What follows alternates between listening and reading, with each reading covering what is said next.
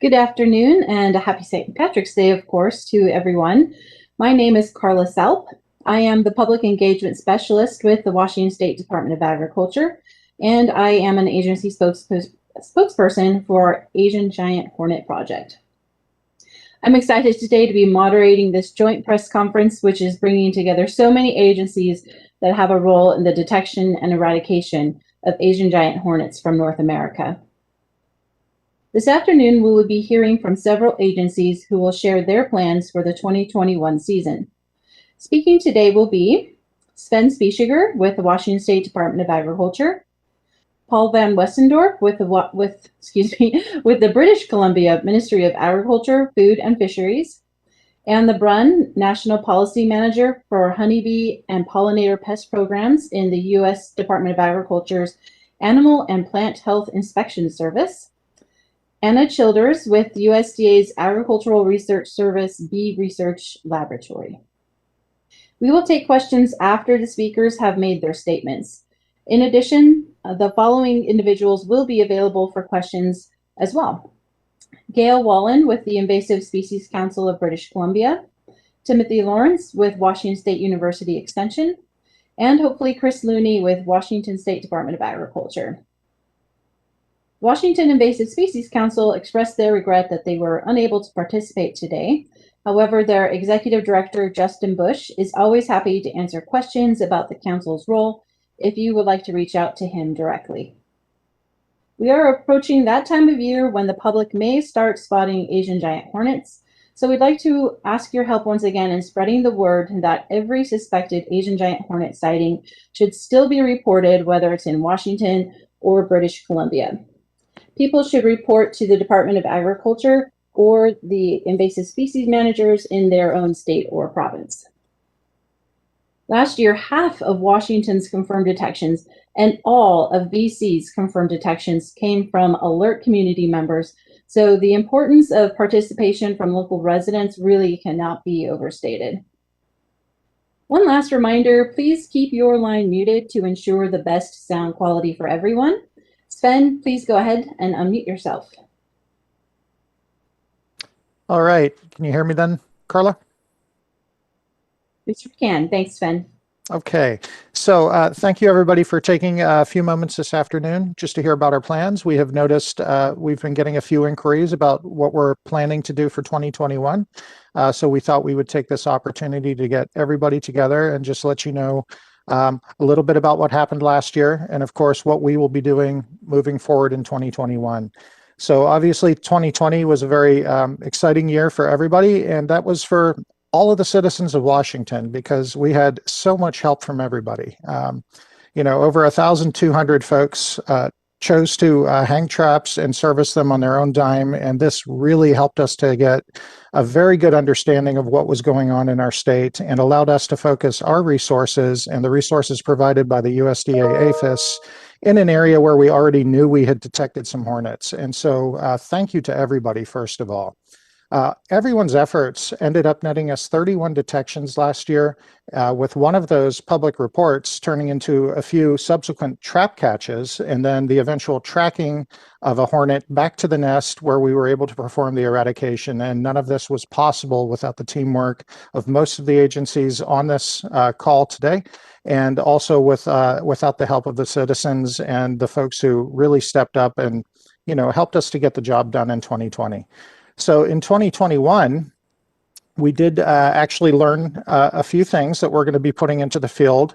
And a couple of those come from joint ventures with the Mount Baker beekeepers and a few other folks who were helping us test lures and other things along the way in 2020. And what we did learn is that a bait that we have used in the East Coast for many years in hornet trapping is just a simple mixture of 1 cup of brown sugar to 1 cup of water. And using this as a bait is a very exciting thing for our citizen scientists because orange juice and rice wine can actually be fairly costly, whereas a cup of brown sugar honestly is not all that expensive. And there's an added bonus if you're going to be a citizen scientist this year. If you choose the brown sugar bait, you can obviously, I'm sorry, not obviously, but you can actually go to a 2-week service period, which means you would only need to check your trap every 2 weeks. The second thing we're doing with our citizen scientists this year, other than giving them the choice to use either the orange juice and rice wine versus the brown sugar bait, is that they will not be required to mail all samples in. WSDA felt it was extremely important to make sure the traps that we were recommending for use in the field were not killing a huge percentage of native pollinators and other insects that could be beneficial. And we did get enough information, and we'll be releasing that very soon, especially to share it with the trappers who participated. And we are very confident that we are not causing more harm than we intend to when we're going out to eradicate Asian giant hornet. And so those are the really big changes, is that citizen scientists will have a selection of bait this year. And if you choose the one, it's not only less expensive, you can actually get away with a 2-week service period instead of a 1-week service period. And that's a big step forward for us. Here at the WSDA, obviously, we learned quite a bit from our trapping last year, and Carla will make available a graphic of our proposed survey grids where we will be focusing our resources in 2021. We were generously awarded a Farm Bill Plant Pest Act 7721 grant, which will allow us to do hornet survey, tracking, and eradication, and we will continue with the efforts that we started last year. Obviously, we know an area to work in. It's mostly in northern Whatcom County. We're going to continue to watch around the area where we received a single detection of Asian giant hornet in Bellingham last year. But for the most part, we're going to be able to continue to make sure that Washington is protected from Asian giant hornet. And again, we can't thank the citizen scientists enough, and we hope a lot of folks will take us up and help us keep an eye on the rest of the state by running traps themselves again. Carla, was there anything else I needed to touch on? No, I think that covered it. I did just put a link into the chat for those that have access to the chat function of the map that Sven referenced, of the grid of where our maps will be, excuse me, the map of where our traps will be. And it is also available. I added a link to our online press release, which is available at agr.wa.gov. If you go to the very bottom of the press release we sent out on Monday, there is now a link there to that map if you'd like to download that map. Anything else, Sven? Nope, I yield the floor to my esteemed colleagues. Okay, great. Next up, we will have Paul Van Westendorp with the British Columbia Ministry of Agriculture, Food, and Fisheries. Paul, go ahead and unmute yourself and go ahead and give your statement. Well, thank you very much, Carla. Thanks for the invitation. I think that it is worth, to start out with, important for everyone to understand that we don't operate in isolation. I am very, very grateful and appreciative of the partnership and the cooperation that we have received from our friends down south, because this is not just a BC problem or a Washington State problem. It is a collective problem that we try to address. For the coming year, for 2021, we of course base much of our activities on our experience from last year. And last year, here in the Fraser Valley, we have put out a lot of traps that we will put out again. And we had only very meager harvests compared to what you had down in Washington State. We had a grand total of 6 hornets sighted. And those hornets were all reported by the public. None of them were in our traps. So it means that the public at large, as well as numerous agencies and beekeepers and people in that whole entire area, play a critical role in the success of this ongoing survey. So this is what we're going to do again. We are going to put traps out. And again, I'm very grateful for the magic elixir that I received from Washington State. It is in particular novel pheromone that we will also be using in some of the traps to entice those hornets to come into the traps. We will have a crew of people that will monitor this on a weekly basis, and hopefully we will be successful. And again, there are numerous agencies involved in doing this, and maybe we will have nothing to show for at the end of 2021, which would suggest that the hornets don't like British Columbia. And I think we are just very happy with that if that's the case. I should refer briefly also to two other areas that were surveyed last year, and that was on Vancouver Island, where, of course, in Nanaimo in 2019, the very first Asian giant hornet was detected, and also a nest was detected and successfully destroyed. Since that time, no single hornet had been sighted or collected or anything. There are two key areas. It doesn't matter here in this conversation where they were, but of course one of them would be in Nanaimo, and none of them reported any sightings or any hornet collections. So we will do that again this year in 2021. And if again there are no reports of these Asian giant hornets on Vancouver Island after 2 years of absence, then hopefully we will be able to declare Vancouver Island free of Asian giant hornets. So much of our focus and attention will be on the Fraser Valley. I think that that's basically what we will be doing in 2021. Thank you so much, Paul. Appreciate that.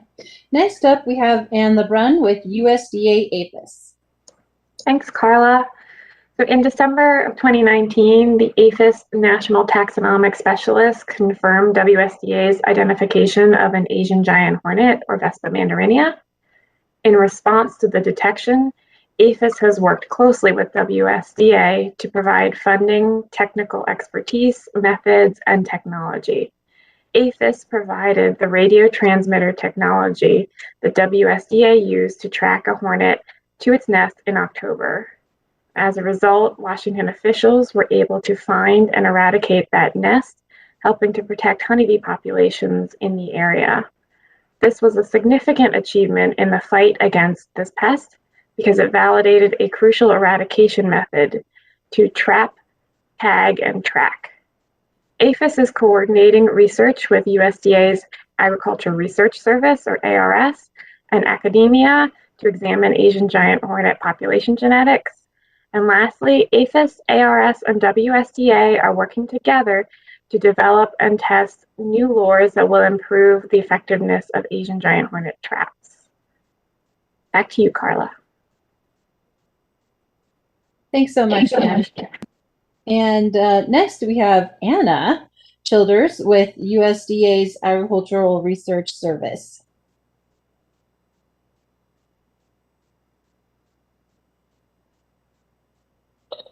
Sorry, Anna, you'll need to unmute yourself. Thank you, and thank you again for the invitation. In May of 2020, ARS scientists received a single hornet from the first Asian giant hornet nest that was found in North America on Vancouver Island. From that specimen, an ARS program called the Ag 100 Pest Initiative released the first complete genome assembly of Asian giant hornet in August of 2020. We are currently working on a new improved genome from a more properly preserved specimen from the first U.S. colony that was eradicated by WSDA in October of 2020. Additionally, as Anne mentioned, we're collaborating with APHIS to gather and sequence specimens from Asian giant hornet populations across their native range to understand diversity within the Asian giant hornet population and better determine if there are indeed any genetically unique subpopulations. We are hopeful these data will allow determination of the origin of the Asian giant hornet population in North America. Knowing the origin is important to control efforts because it may offer a better understanding of nesting biology and potential range, which varies in native populations. In addition to genome sequencing, there's also much more work ongoing or planned at ARS. In collaboration with WSDA, APHIS, and scientists in Japan, ARS researchers are testing pheromones, repellents, and attractants identified from oak sap, fermentation baits, and volatiles from honeybee hives.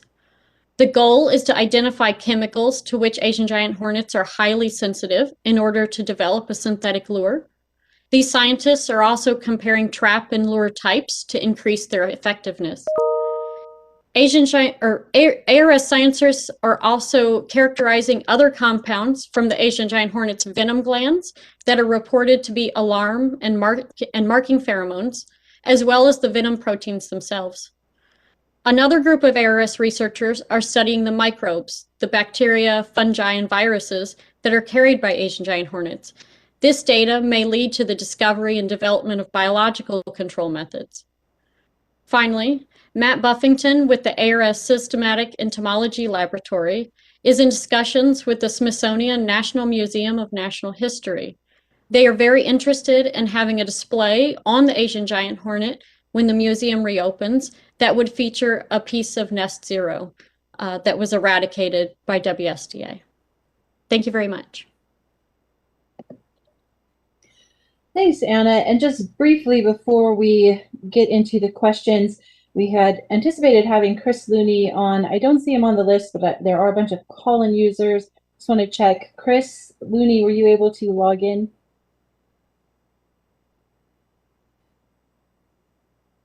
Doesn't sound like it. So I apologize that. It sounds like something must have prohibited Chris from being able to participate. So it doesn't sound like he will be on and available for questions. But we will be taking questions now, and a couple of reminders. Please do not unmute your own line. I will unmute that for you. If you have a question, please use the raise your hand function, and I'll call on you, and then at that point I'll unmute your line so you can ask your question. And then you can always ask questions using the chat function. I saw one already that asked Sven to say his name again, and so it's Sven Spieschiger.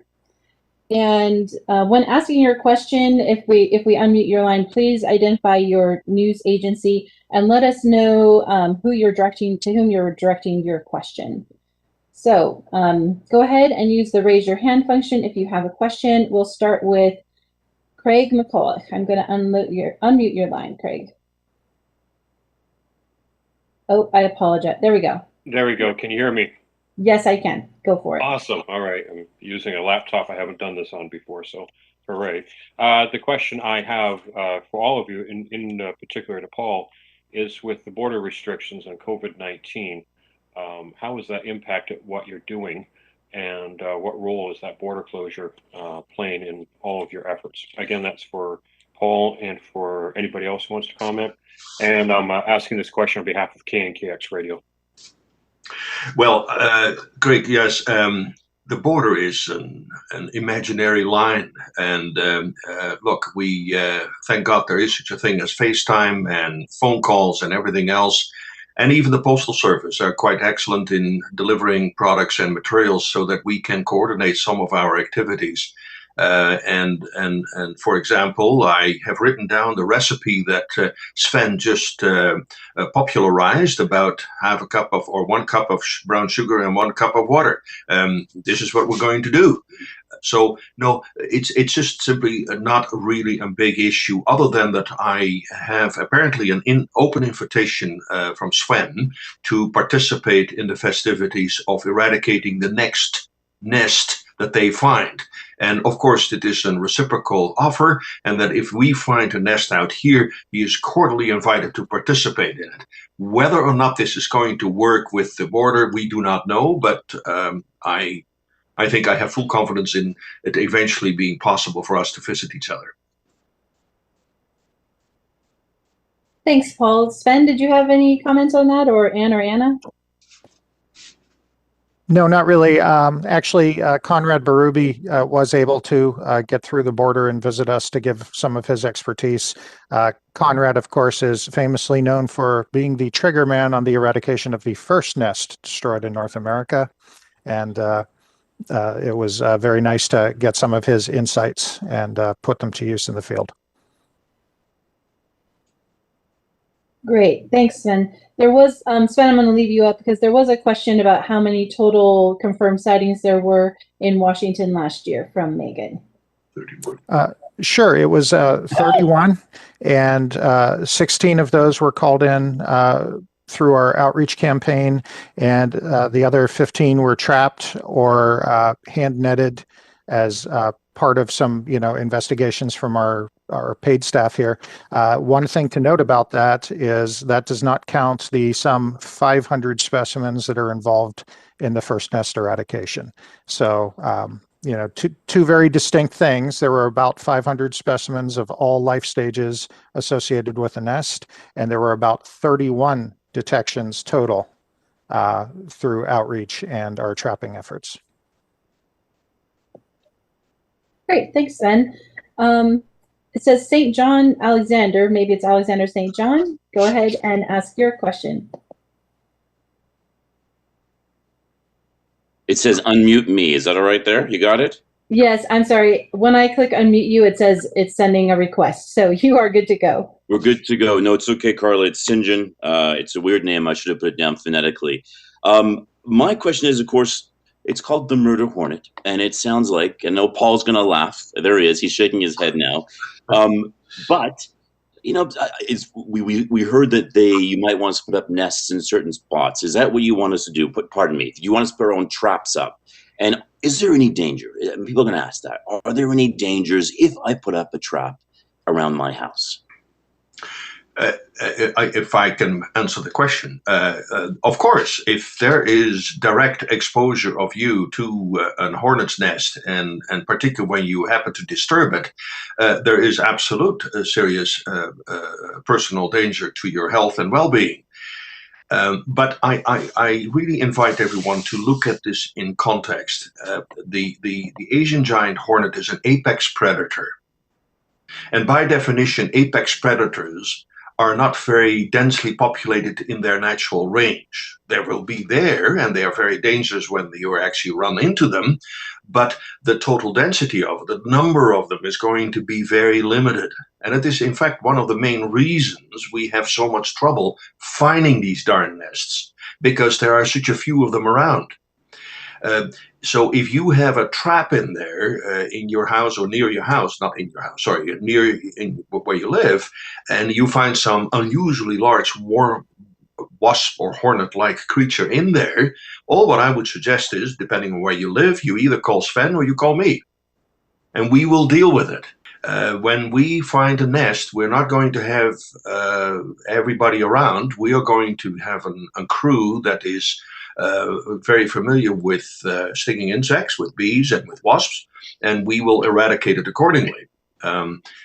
Yes, but we would like to basically use the public's eyes to report sightings, because we just don't have enough resources to be everywhere all the time. So yes, these are intimidating insects, and I certainly would encourage everyone to be very respectful of them in case they are found near your place or wherever they are found. Sven, do you want to share some of your experience finding the nest? I think you and Chris were standing right next to it for a little while. Yeah, certainly I can do that. So when you ask, am I really in danger? It's a relative question. We got there when it was very cold, and in our particular instance, they weren't too aggressive. I was literally standing under the entrance when it was found. That's surprising and shocking to a person, mostly because we were looking down on the ground, because most of them nest in the ground. Ours, of course, was 8 foot up in a tree. I think, to me, what really set home is, as I looked up from where I was standing, I saw a children's play set. I saw a kennel for an outdoor dog. And as the homeowner came home, he remarked to me, you know what, I drive my lawnmower past this all the time. And so to me, that is the real danger. Having something that could really cause you a really serious world of hurt, unbeknownst to you, living on your property, that is really what puts you in danger. So to me, hanging a trap actually protects you. It lets you know that there's something in the area and contains it in such a way that you could then call either Paul or myself, and we can do something about it. The worst part is you get your lawnmower maybe a little too close, and you're overwhelmed before you even know what's happening. And that's to me what the real danger is. Correct.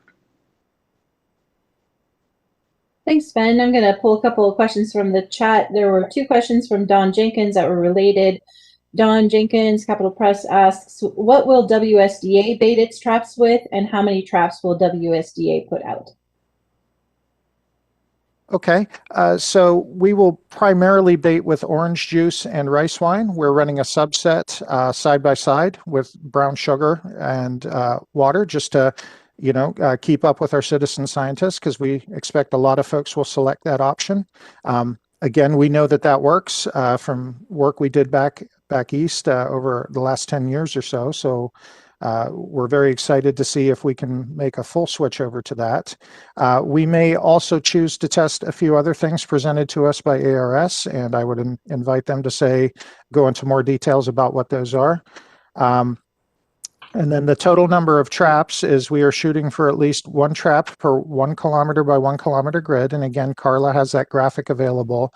And that's going to total somewhere a little over 1,500 traps for us. And we will add traps should detections warrant that. And what I mean by that is last year we were prepared to survey in and around the Blaine area as far down as Custer, and we got a hit down in Bellingham, so we added a survey grid down in Bellingham. And so we are prepared to respond in that manner as well this year should the need arise. Thanks, Ben. And it says N. Jennings. I'm going to unmute from my side. You'll have to unmute from your side. And then you can go ahead and ask your question. Hi, this is Nicole Jennings with Cairo Radio and MyNorthwest.com. I want to know, is it still likely that there are at least 2 nests in the downtown Blaine and then the Birch Bay Custer area? And if so, how optimistic are you that you'll be able to eradicate these nests within the year? Okay, good question. So let's talk about the life cycle a little bit. As a nest progresses through the year, towards the fall, it will produce breeding casts, so new queens and males. They will mate and go out and form new nests. So the original nests that you're speaking of, that there was evidence of in Blaine and Birch Bay area, are likely dead for the year.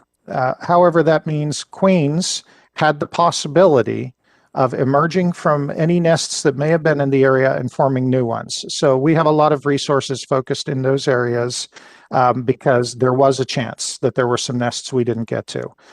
Certainly we'll be watching the area of the nest that we did get to because we don't know exactly if we got all the queens. It seems like we did, but that's really the game plan from here. Is we know we had some activity in Birch Bay, we know we had some in Custer and in downtown Blaine, and we have those areas covered very well for this year in case new queens emerged, and we'll be hoping to start new nests this year.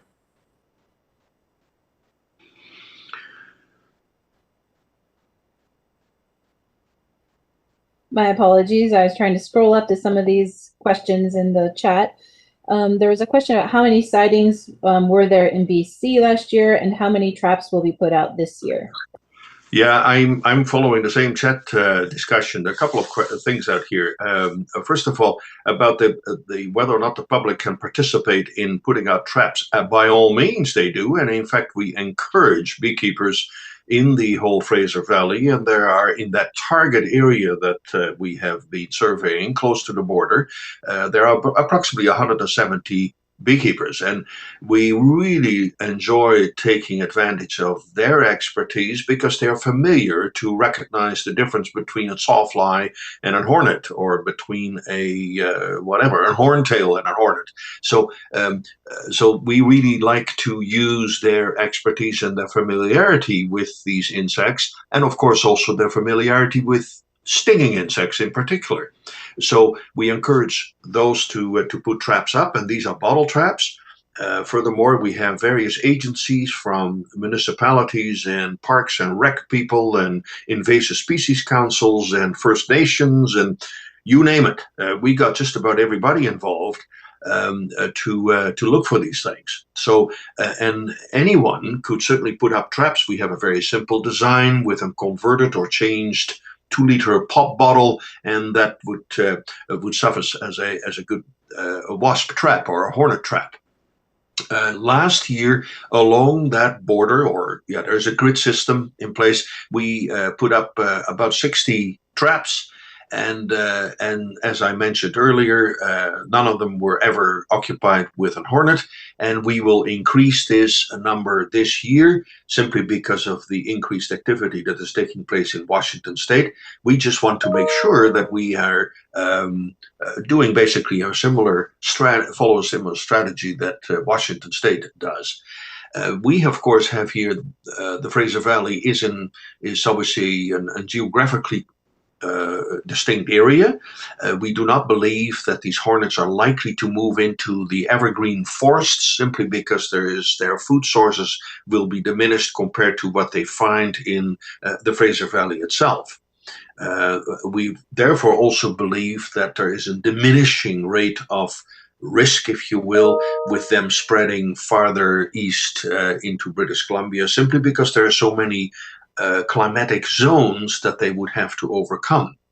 And I also like to emphasize, because of the public's involvement and so many other people, that collectively at the end of the year, the human predation, if you will, the pressure of human predation will be very substantial. In other words, for any of these hornets to think that they will be successful in wintering or surviving a nest is greatly diminished because so many people will report the sightings, and it will result in the destruction of nests. So I have a high level of confidence with everyone's involvement to control this invasive species. And just continuing on, there was a question about whether there's any funding allocated from BC this year. I didn't hear the voice very well, but if you are talking about funding, there is no particular limit that has been placed on my head that says you can only go so far. Here in British Columbia, we will do whatever it takes to make sure that we will address this issue appropriately. Great. And if you could remute your line, Paul, that'd be great. Yes, thank you.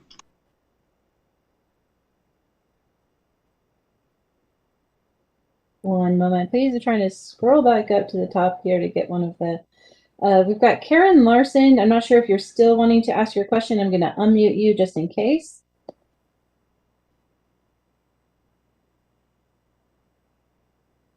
Karen, you are unmuted. But we cannot hear you.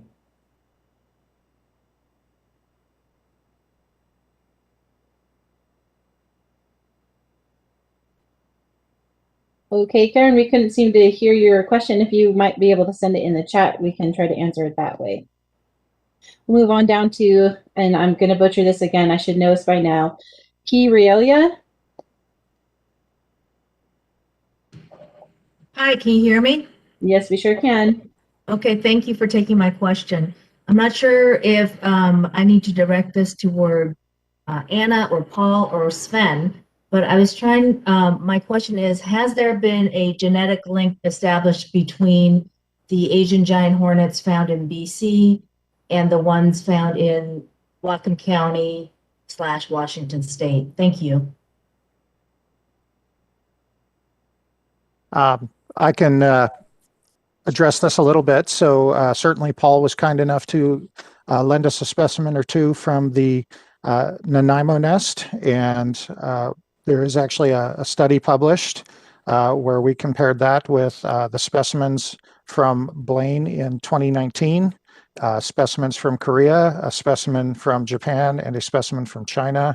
And the results of that paper basically indicated that the specimen from Nanaimo, British Columbia was a closer match with those found in Japan, and the specimens found in Blaine in 2019 were a closer match with those found in South Korea.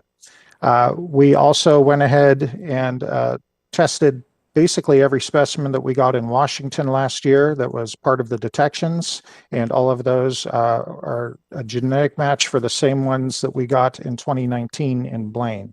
And can't really draw too many conclusions for that, other than it seems like the nest from Nanaimo is different from the other nests we're dealing with, and we don't know anything about like the Langley and Abbotsford detections in British Columbia yet. And Paul, maybe you can fill us in on where we are with those right now. Yes, thank you. In addition to what Sven just mentioned, I think what is really important and more significant is not so much to focus on the genetic makeup of all these different hornets per se, but what is more significant, in my view, is that it involves separate introductions of these hornets into the Pacific coastline of North America.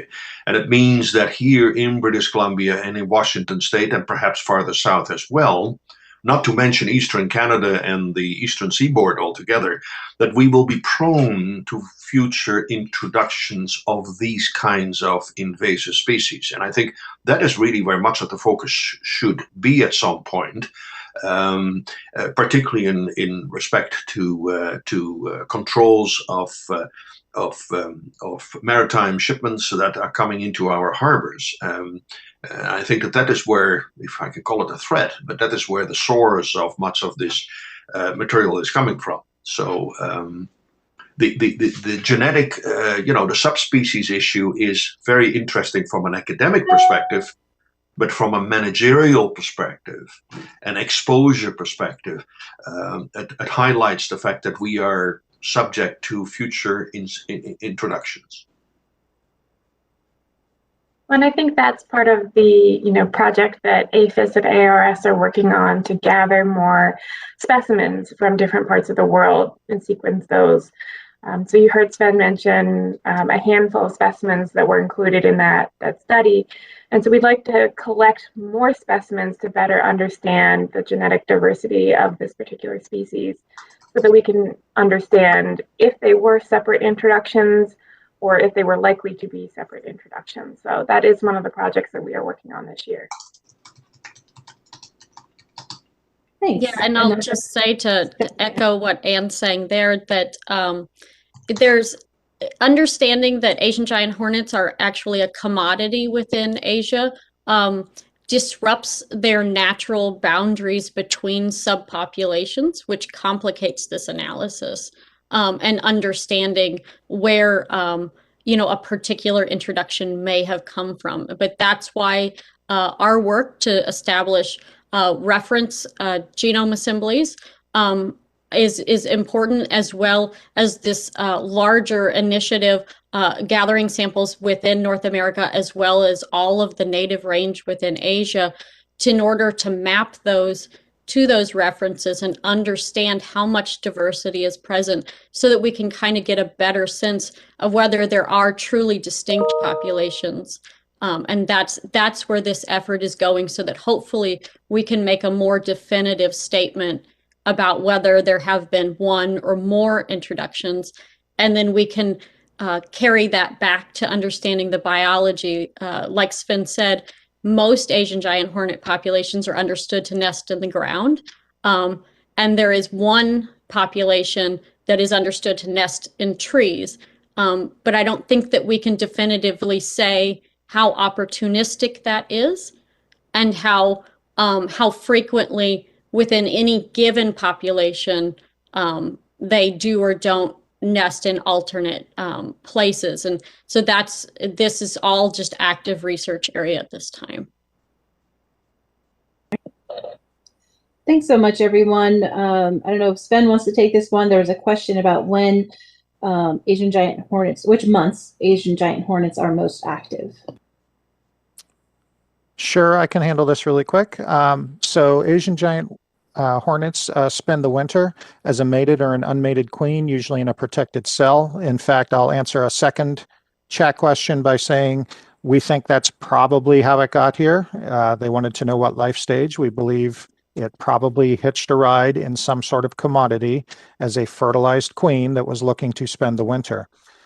They start to emerge as early as this time of year, and found their own nests as a single queen. And so any queen that's detected by the public and taken out of commission by collecting it basically destroys the chance for another nest to be formed. They will start to form a nest in early spring and throughout the summer, and eventually they will successfully rear a number of workers. The number of workers will increase greatly when those first set of workers kind of take over the duties of foraging and bringing food and building the nest and allow the queen to focus on egg laying. At this time in the summer, we think about July into September here. This is when the colony really starts to, increase in size. And then at some point towards the end of summer into early fall, they will make a switch over to kind of an active search for protein to help start rearing the next set of breeding cast, which is what we encountered when we eradicated our nest in the late fall of 2020. So that's kind of how it goes. We believe people are most likely to trap a hornet starting in July and through the months of November, and which is why we recommend anybody attempting to do citizen science trapping starts their trapping in July. Thanks, Sven. I think this might have kind of been answered. I'll keep you on there. John Ryan asked, any idea how many Asian giant hornets may have survived the winter here? And if they survived, when would you expect to start seeing them become active? Again, we would see queens start emerging any time now on warm days, and they'll start the activity of founding new nests. It's impossible for us to know how many may have survived the winter, as we don't actually know how many nests were out there. But to give you a good example, the nest we eradicated, we had approximately 500 specimens associated with that nest, and of those 500, about 200 were brand new virgin queens. Now we were able to take care of all of those, but there were some empty cells, and so we have to, take that into account, and which is why we have traps all over that area as well in 2021. But our nest, which is considered a small nest, had about 200 queens in it, is what it looked like. And Paul, what was your feeling on the number of queens in the Nanaimo nest? Oh, I do not know. Conrad would know that better. I would think that because we had a grand total of, I think, 200 specimens in this Nanaimo nest. So I do not know how many there were. I just do not know. But all of them were, as far as we know, there were not any virgin queens emerged yet. There were some drones, but no virgin queens were identified in the adult population. And that may well point in the fact that this was done in August, September of 2019, and it was just at the starting stages of this nest to develop its reproductive offspring. And perhaps we just nipped it in time, hopefully. And it would suggest, based on the 2020 survey, that we were successful and that no other nests had been established. Thanks, Paul. We've got a question from Darren Kloster. Sorry if I mispronounced your name. I'm unmuting your line. You'll need to unmute from your side, and then you can ask your question. Hi, it's Darren Kloster at the Times Colonist in Victoria. Some of my questions already been answered. I know that there, has always been scrutiny at the ports of entry in both Canada and the US. So there were some suggestions that the Nanaimo nest, some of those hornets may have come from a new vehicle processing plant that imported vehicles from Asia, and that they might have hitched in on an engine compartment. I know that we have to look for enough stuff at our ports, but is there some increased scrutiny on both sides of the border when looking at goods coming into our countries? If I can answer this for British Columbia or for Canada, it's this typically falls under federal authority, and not just British Columbia, but across the province, across the country, all provinces are currently having contacted the federal government to emphasize the importance for them to review at least their inspection protocol, and if there are certain components lacking, that they will beef it up. So that this is an ongoing discussion that we have entertained with the federal government.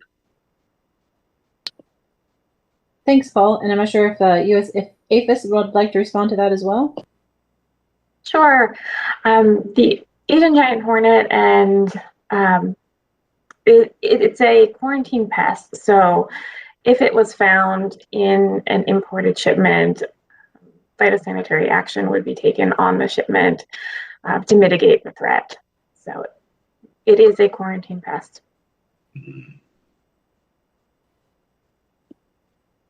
Thank you. Back to a chat question. Does WSDA plan to make any changes in how it tracks a hornet back to the nest? And I also just wanted to note for everyone, Chris Looney has joined now. So if you do have a question for Chris Looney specifically, he is now available and can take questions as well. Okay, so regarding the tracking, we had started out with Bluetooth tags. The real benefit there being that should we lose the signal, anybody with a cell phone could log in and help us out. But we really felt that that signal was not strong enough, so we made the switch over to VHF radio tags. And during the pandemic, it actually takes 8 weeks to order those. So luckily for us, APHIS was able to come through and overnight a set raring and ready to go, and it worked out very well. In the meantime, the ones we had actually ordered have arrived, and so the change is that we will be using radio tags from the get-go. Rather than dental floss, we will probably switch to Kevlar thread. We had noticed that one of the hornets we tied a tag to chewed it off as she was sitting just a few feet from our table, and you know, just asking Chris, it's really annoying to try to tag or tie a tag onto a hornet. So to watch her chew it off in a few seconds is disheartening. And so the Kevlar thread is a suggestion from our friends in Jersey and Great Britain. They use this in their program. And we'll be running 3 units tracking the same tag, which is kind of nice. So that should basically enable us to triangulate it or even locate them even faster once they've been released. But the big difference for us is the signal carries further and it lasts a couple of weeks versus 12 hours. And so that lifts a little bit of the pressure off us. If she gets out of the area, we have fewer things looking for it, but we can find her from a longer distance, and we'll have 3 units going instead of just 1 in 2021. Thanks, Sven. Karen got her question in the chat. She asks, do the experts feel like you are winning the battle against Asian giant hornet, especially in British Columbia? Absolutely. Why would you think otherwise? No. Look, this is going to be an ongoing challenge, and at this point in time, it is hard to define success or I don't consider it failure at all, even if it manages to establish itself out here. This is a formidable task, and it's as what Sven just mentioned about the modern technology of radio tags and everything else. That's great. Of course, you first have to catch one of these characters in order to tag your devices onto it. And we have been, I admit, we have been genuinely frustrated by not getting enough of these darn hornets in our hands. And some of them we did, but they were thoroughly dead, so there is no reason for them to be tagged. So I hope you can appreciate the context in which we have to operate. As I mentioned earlier, these are apex predators, and there will be, under the best of circumstances, only very few of them around. And so the line between successful establishment and non-establishment is very difficult to conclude. At this point in time, we have full confidence that with all the efforts that we put in, together with what is happening in Washington State, that we have a half-decent chance of being very successful. Time will tell. And even if indeed they do establish themselves, again, what I was referring to earlier, human predation on these hornets will be so terrible that they will always have a rough time to establish themselves. Now, one thing that I like to add to it is that we have here in British Columbia a whole set of climatic zones that are proverbial barriers, if you will, for these hornets to be successful farther east. They they could possibly go and travel farther east, but given their behavior and their favorite nest sites and the kind of prey that they feast on, will make it difficult for them. So our focus is very much on the Fraser Valley, because that is a very ideal environment to establish themselves in. I sympathize with my Washington friends, because they have a much larger area particularly further south, that could be conducive to successful establishment. So yes, but at this point in time, we have no reason to believe that we will not be successful. Great. Washington, I don't love that. Paul, can you mute your line for a second? Hold on one moment. I didn't hear this properly.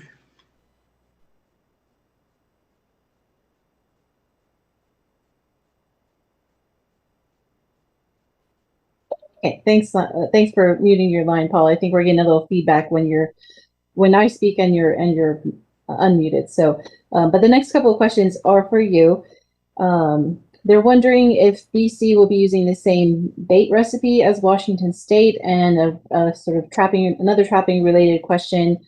Can you clarify how many traps will be used in BC and what style of trap?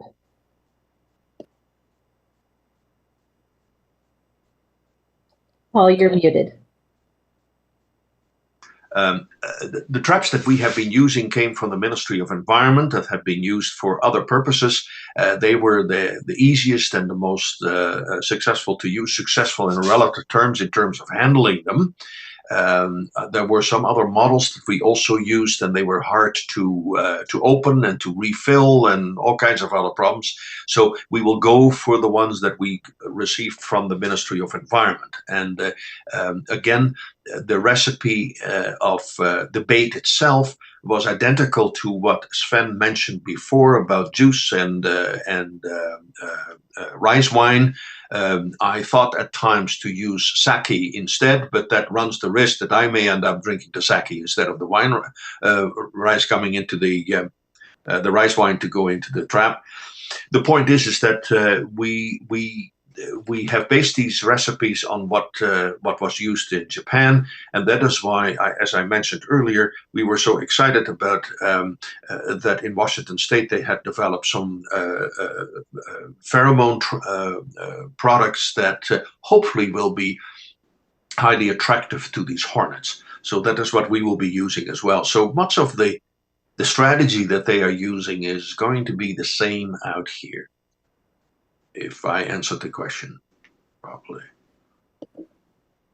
I think so. Thanks, Paul.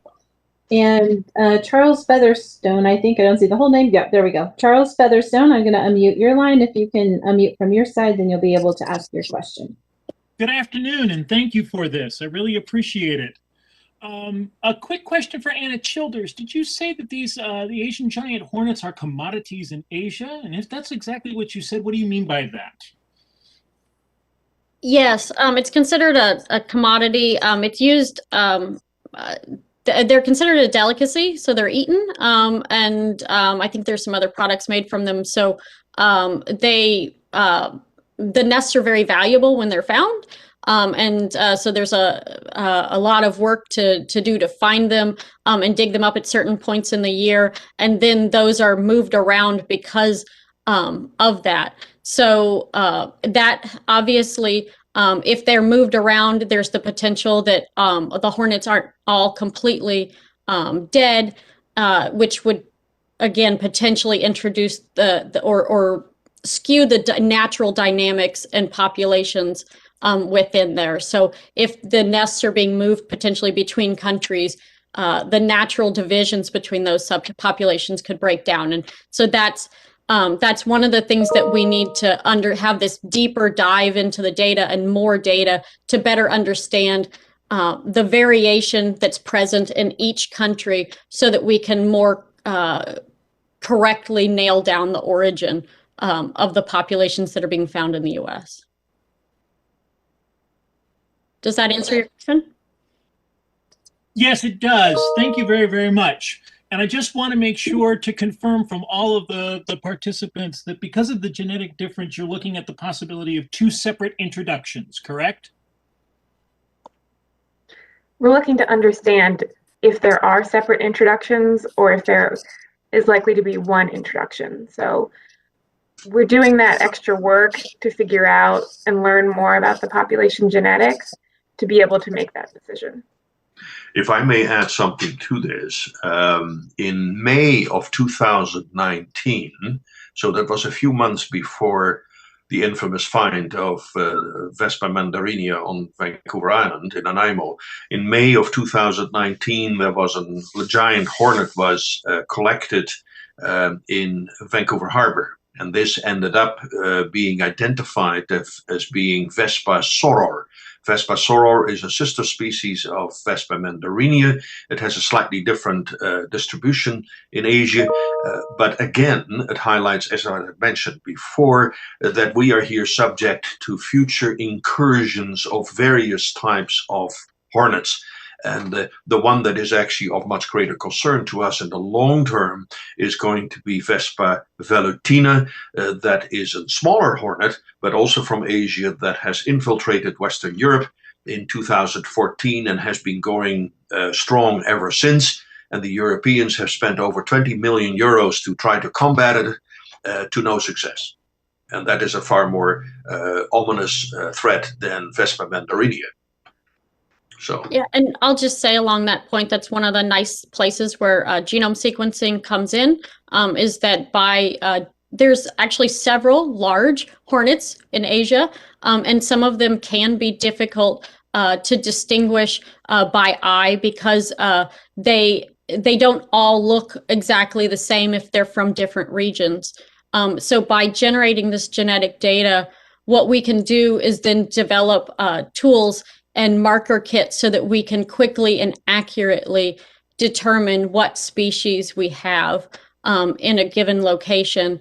And I think that that's one of the benefits of this project is going to be to help understand the taxonomy of the hornets within Asia that we might be coming into contact with. I suspect our collections within Asia, not all of them that come to us will actually in the end be Vespa mandarinia, but we'll get valuable data by having those specimens and getting this larger set of data from them. Thanks, everyone. And I did want to point people, there have been a few questions about life cycle, and Tim Lawrence from WSU was kind enough to post the AGH life cycle chart that WSU developed in the chat. So there's a link to that there. I think it's also available on our website. And then there's a question from Megan asking, how serious of a threat are Asian giant hornets? What are the stakes here? I'll let you guys all flip a coin for who takes that one. Well, if I can answer that then to start out with, there are 3 major issues here. The first one, of course, that is public health. Public exposure. This particular insect tends to favor, of course not all the time, but tends to favor ground nesting environments. It will establish itself in the ground, and by virtue of that much higher exposure being in the ground, it has developed over a long period of time and very strong defensive impulse when the nest is disturbed. And what we have seen in Nanaimo with the find of the nest out there in a public park, this was literally 5 or 6 feet away from a public pathway. If you are going to go on a Sunday afternoon walk with the family and with the dog puts the nose into the nest, then boom, there's a whole pile of these hornets coming out, and that is clearly a genuine hazard. It's not just merely public exposure, but also animals in general, wildlife that could be exposed, or livestock in certain areas where livestock can roam. So they are definitely a hazard in that sense. The second thing is, of course, it is recognized as a serious honeybee predator, and this is particularly the case in August and onward, when these hornet nests demand a great deal of animal protein, and they are going after the raiding of honeybee colonies. And then the third one, of course, is the ecological pressure that they may impose upon the local habitat, because they will be going after prey of all kinds. They are insect feeders, so they go after other insects, but that could also include other wasps and other hornets that are playing a vital role in looking after other insect populations. So again, it is an apex predator that will exert its influence in many different ways. Thanks, I have, Paul. Oh, go ahead. Sure. Yeah, I have just a little bit to add to that. So what we experienced here in Washington in 2019 was we literally had a beekeeper in Blaine have 5 hives destroyed and fortunately collected 2 specimens to document that. A second beekeeper collected a specimen and sent it to Washington State University while attacking his apiary. We have some pretty famous shots of a very healthy hive basically having all of the members of its hive decapitated in 2019 and the brood stolen. And, you know, Paul said it the best. There just really aren't that many nests out there. And in 2019, we're looking at this. So we have what we don't know to be a well-established population, yet we're already seeing impact to our apiary industry.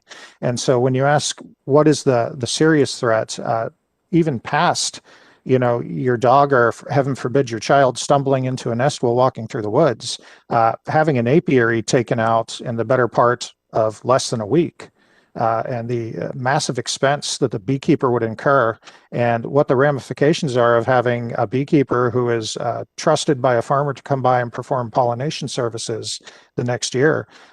There are some cascading effects to agriculture that are actually really severe. And it's honestly, at least from WSDA's perspective, this is not a species, Asian giant hornet, that we want to tolerate here in the US, and certainly not in Washington State. So I feel a little stronger about Paul's number 2 portion there. And then, of course, the ecological part was demonstrated to us full force in 2020 when the original homeowner who turned in the specimens that led us to detecting the nest basically collected them preying on wasp nests in his home and under the eaves of his home, and got some very nice photos of this. So we already know they're starting to impact some of the community. Now, as it turns out, the nests he was feeding on are invasive, not really invasive species, but non-native wasps here anyway. But that just goes to show that we don't know what kind of consequences that would have if Asian giant hornet was to become well established and take out, say, all wasps in the area. We just don't know what the impacts of that would look like. Certainly, when you remove one of the species from the ecosystem, it's going to have impacts. We just don't know what those are at this time. But my policy is let's not find out, because Asian giant hornet isn't supposed to be here anyway. And that's where we are with it. Great, thanks, Sven. Grace Lim, I'm going to unmute your line so that, and you'll need to unmute from your side so that you can ask your question. Thank you. This is Grace Lim from Q13 News in Seattle. I have 2 questions I think Sven can answer. The first one is, I spoke to some beekeepers and they are setting up experimental traps using grape juice and calpis. I don't know if I pronounced that correctly. Can you expand on that? And then the second question is, if we don't eradicate the Asian giant hornet this year, is there some concern that they could spread south? Thank you. Okay, so the first question. Yes, so we've been working with a beekeeper in Japan, and he traps every year. He traps for queens and workers and throughout the year, and he suggested a grape juice and calpis, which is CALPIS, is a fermented yogurt drink that is popular in Southeast Asia. It is for sale in some of the local grocery stores here. It's a little pricey for the American pocketbook, actually, but this is part of the recipe he uses. And then, of course, we also add the rice wine to that. And that is something that I ran as a test last year as a suggestion from our beekeeping friend in Japan. And it had a slightly higher catch of some of our native vespid species. And we also had a few beekeepers in the Whatcom County area. One in particular had set up a whole line of traps testing this against orange juice and rice wine. And he also found that it had a slightly higher capture. Now, it's important to note that neither one of us collected Asian giant hornet with this, but because our Japanese friends swear by this mixture, and because we did a small trial last year and had some success with it, we felt that it was probably a good idea, since these ingredients are available here in the States, even though it's a little pricier to run this type of mixture, just to get a good baseline study done. And so we've asked for some assistance from the Beekeeping Club in Whatcom County, and some other beekeeping clubs in the state, and a few of them have taken us up, and we'll be working with them just to do some testing side by side with what we typically run. And that's, we would always prefer to go with what we know works, which is the orange juice and rice wine, but continue to look for things that are better, and that's part of that study. And then if you would not mind repeating your second question, I've talked so long that I forgot it. Yeah, the second question was, if we don't eradicate the Asian giant hornet this year, is there some concern that they'll spread south? Okay. Well, obviously, since the goal is eradication, every year that goes by, we risk losing control of it, if you will. Now, there's a lot of barriers to Asian giant hornet becoming established, as Paul mentioned, but Chris Looney, who's on this call, and a number of other researchers all released what I call predictive climate models. So where is it, and habitat suitability models. And basically speaking, our little area of the Pacific Northwest seems to be a really good deal until you get to the east side of the Cascades. And then you run a whole big stretch of land between here and the Mississippi River, where we really just don't feel like Asian giant hornet's going to feel at home or do very well at all, or if they do, it'll be in small pockets and they'll have a rough life. But after you get past the Mississippi River, it's starting to look pretty good for Asian giant hornet. So we want to make sure we continue with our messages of, if you see it, report it, and not necessarily just here. We want to make sure that our counterparts in other states are aware that we're dealing with it. We are going to do absolutely everything we can to make sure that we don't share our love with everyone else. But, things do happen. People do get crazy and move things around, sometimes on purpose, sometimes unintentionally, but things do happen. I mean, they ended up here. So our biggest concern is making sure that we're protecting agriculture all over the rest of the country. And yes, there are some areas south of here that are very suitable. So the pressure on us is always to eradicate as quickly as possible. But we also understand reality. We will continue to work at this as long as it is still practical to do so. And I've been asked this question many times. When I start seeing this pop up in multiple counties, multiple sites, that's when we'll know we've lost it. But right now, we are really still just in northern Whatcom County, and unfortunately in Paul's backyard. And so from us, we are optimistic, and we're going to keep at it. We may not get them all, but we will get as many as we possibly can. Thanks, Sven. And there's sort of a related question from Nicole Jennings. How likely is it that Washington entomologists will catch all of the Asian giant hornets this year?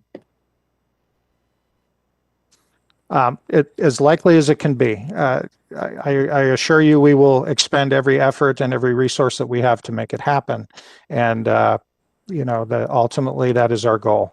My personal thought is I would love to run a trapping program and catch absolutely nothing. And I would love Carla to work countless hours getting out the word and receive 0 reports. That's what we would love to get in 2021. But I'm also not naive. We will probably find some, but it's as likely as we will make it. But like Paul said, it is a daunting task. Thanks. And even though it is a daunting task, we do have a great team working on this, both from the federal side and on the state side, and then also in British Columbia. So we have our best minds really working on this and really working together in a very collaborative and productive way. Thanks, Anne. Appreciate that comment. And Sven, I do look forward to working those countless hours to get the word out there. But all of you are helping us, and we appreciate you participating in this press conference. I think we're getting down to the last couple of questions here. Tim Lawrence, your hand is raised. I don't know if you have a question or a comment, but I'm going to go ahead and unmute your mic. I have a comment, and it goes as a comment about impact on agriculture. I don't disagree that the potential is there, but I think that we should not go too overboard. It's important to know that the literature states that the so-called slaughter phase on honeybee hives is relatively rare. It is not something that occurs that often. And some of the reports of Asian giant hornet destruction can be attributed to other factors. I found a colony with massive numbers of dead bees, all of their heads decapitated on Whidbey Island just this week.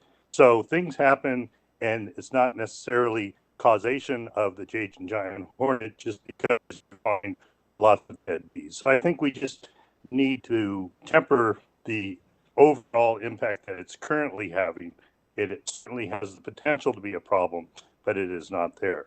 In regard to its effect on larger agriculture, beekeepers are very good at mitigating. And your raspberries, your blueberries bloom earlier in the year. Most beekeepers who are migratory will move their bees out of the area and not have a negative impact on agriculture as a result. So I just think we need to temper that concern, but understand that the potential is real. So, if I may add something to that, is the fact that I tend to concur with you, Tim. Beekeepers are extraordinarily innovative in the devices that they develop in order to stave off these predators. And I have been, quite honestly, inundated with all kinds of wild suggestions, from trapping devices to you name it under the sun.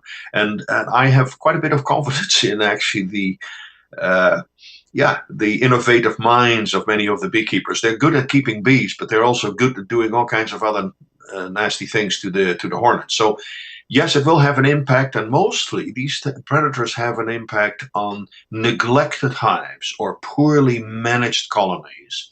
The good beekeeper is on top and will probably, shall we say, minimize the impact of these hornets. So it is definitely going to have an impact, but not one that is going to face disaster. I'm far more concerned about the ecological impact that these insects will have, and perhaps the potential public exposure in areas where the public is walking around and maybe exposed to a nest or something.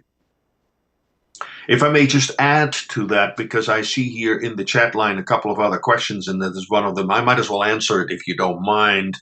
And it has to do is, can Canadians report and get more information about these traps and everything else? Yes, we're going to be posting more material on the government website.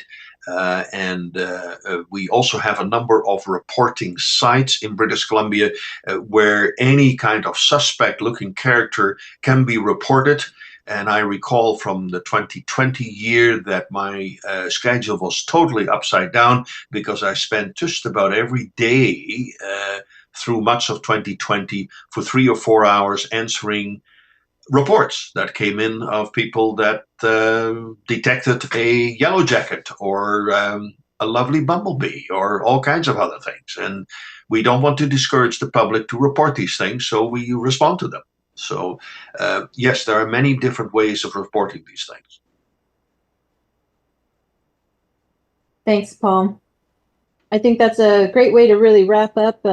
We are kind of over the time that we allotted. I don't see any more questions. But again, before we totally wrap up, I'd like to reiterate that point of how much we appreciate you helping us get the public to report every hornet every time they see one.